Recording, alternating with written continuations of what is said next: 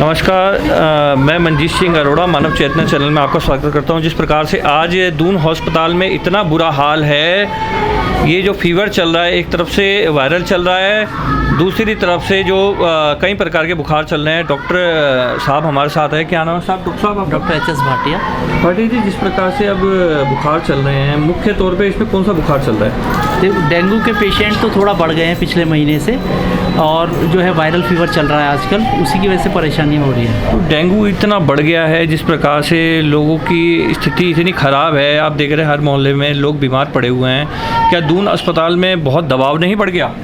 हाँ, दबाव तो बढ़ गया है, लेकिन कुछ लोग जो है परेशान ज़्यादा हो रहे हैं। डेंगू के केस हमारे पास पिछले महीने 10 आए थे और अभी तक 20 केस आ चुके हैं, जिसकी वजह से साइकोलॉजिकली की स्ट्रेस पड़ता है पेशेंट के ऊपर, तो पेशेंट जो है उसकी वजह से ज़्यादा परेशान हो जाता है। जिस प्रकार से कर्मचारी बहुत कम हैं, जैसे कोरोना वालों को भी हटा दिया गया था, क्या ये नहीं लग रहा कि दून अस्पताल को और कर्मचारियों की ज़रूरत है?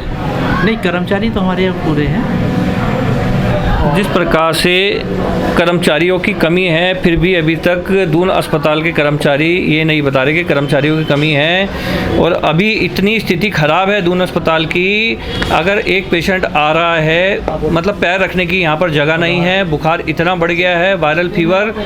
और जिस प्रकार से प्रशासन को कैंप लगाने चाहिए, हर जगह पर जा के कैंप लगाने चाहिए। जिस प्रकार से बीमारी बढ़ती जा रही है, हाथ से बाहर जाती जा रही है। डॉक्टर साहब, आपके पास करीबन पर डे कितने पेशेंट आ रहे हैं? हमारे पास इमरजेंसी में लगभग 250 पेशेंट आते हैं और एक शिफ्ट में 75 पेशेंट आ जाते हैं। तो ज़्यादा से ज़्यादा ये बुखार के पेशेंट आ रहे हैं? हाँ, ज़्यादा सीजनल बुखार के आते हैं और एक्सीडेंट के आते हैं। तो अगर मैं जानना चाहूँ, जो इस व्यक्ति को आम बुखार है, तो कौन कौन सी दवाइयाँ उसे घर पे लेनी चाहिए, जिससे कि उसका बुखार भी कंट्रोल रहे? कपकपी लग रही है जिस प्रकार से अब बुखार चल रही है। वायरल फीवर में सबसे पहले तो खाने पीने का ध्यान रखें, ताज़ी चीज़ें खाएँ, उसकी वजह से बॉडी इम्यूनिटी बढ़ती है। बासी चीज़ें मत खाएँ, और जो है थोड़ा सा टेम्परेचर का ध्यान रखें। एसी में जाते हैं तो एकदम ना जाएं।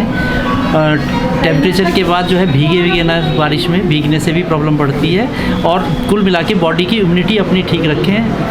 फल फ्रूट जो है ताज़े खाएं। और अगर बुखार वगैरह की दिक्कत होती है तो सबसे पहला जो है वो रेस्ट करें। तो ये क्या लगता है आपको, कोरोना का मतलब ये इफेक्ट तो नहीं? जिस प्रकार से कोरोना अभी चल रहा था कुछ समय पहले, ये वही बुखार तो नहीं जो वापस आ गया है? नहीं, कोरोना से इसका कोई मतलब नहीं। ये जनरली बरसात के सीजन में वायरल फीवर होता है, उसी तरह का वायरल फीवर है ये। तो कई लोग बता रहे हैं जिस प्रकार से कोरोना का अगर टेस्ट करवा रहे हैं तो कोरोना भी आ रहा है उसमें। हाँ, कोरोना के सिम्टम तो वही वायरल फीवर के हैं। कोरोना भी वायरल फीवर ही था, तो वायरल फीवर से रिलेटेड सब सिम्टम हैं। तो राजधानी के अस्पताल का इतना बुरा हाल हो गया है कि यहाँ पर अगर देखा जाए तो स्टाफ की कमी है सबसे पहले। दूसरा जो है, लोगों को पूरी जानकारी ना होने की वजह से भी दिक्कत सामने आ रही है। डॉक्टर साहब, जिस प्रकार से आज संडे है, तो यहाँ पर आपकी जो इमरजेंसी है, यहाँ पर कितने डॉक्टर तैनात हैं? हमारे पास यहाँ पर 6 डॉक्टर तैनात हैं इमरजेंसी में। दो इमरजेंसी मेडिकल अफसर हैं और हमारे जूनियर हर डिपार्टमेंट से डॉक्टर तैनात है। टोटल 6 तैनात हैं।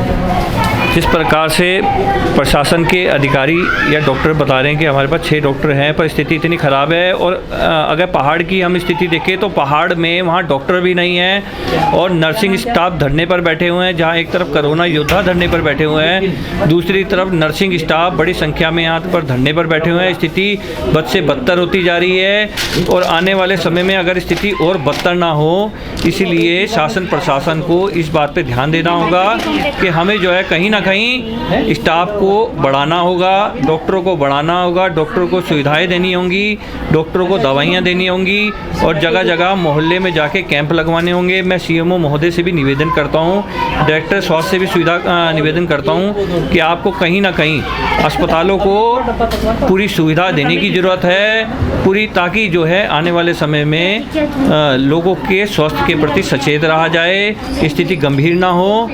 और जिस प्रकार से डॉक्टर साहब बता रहे हैं अपने स्वास्थ्य का ध्यान रखें। सर, इसमें मुख्य कौन कौन सी दवाइयाँ जो हैं लेनी चाहिए? इसमें मुख्य तौर से पैरासीटामोल बुखार के लिए वही यूज़ करें। उसके अगर उससे आपको कंट्रोल नहीं होता है तो फिर अपने नज़दीक के डॉक्टर से अप्रोच करें। एंटीबायोटिक भी कोई अगर एंटीबायोटिक का दुरुपयोग होगा अगर आप खुद लेंगे। केवल पैरासीटामोल लीजिए, रेस्ट कीजिए और उसके बाद नज़दीक के डॉक्टर से। जैसे पिछले कोरोना टाइम में अजेंथ्रोमाइसिन या ऐसी कोई बता रहे थे कि डॉक्टर खुद ही बता रहे थे कि आप घर पे ले सकते हैं, तो क्या वो डायग्नोज करने के बाद ही दिया गया था। जनरली इस तरह से एंटीबायोटिक खाएंगे तो एंटीबायोटिक का दुरुपयोग होगा और बॉडी की इम्यूनिटी पे जो फर्क पड़ेगा। तो जिस प्रकार से लोग कह रहे हैं जोड़ों में दर्द हो रहा, तो आराम किस चीज़ से मिल सकता है? उससे उसका फीवर उतरेगा, पैरासीटामोल से आराम मिल जाएगा। हाँ, पैरासीटामोल एंटी इन्फ्लेमेटरी भी है, एंटीपायरेटिक भी है। और कोई दवाई की आप नहीं सलाह देंगे? सलाह नहीं देंगे।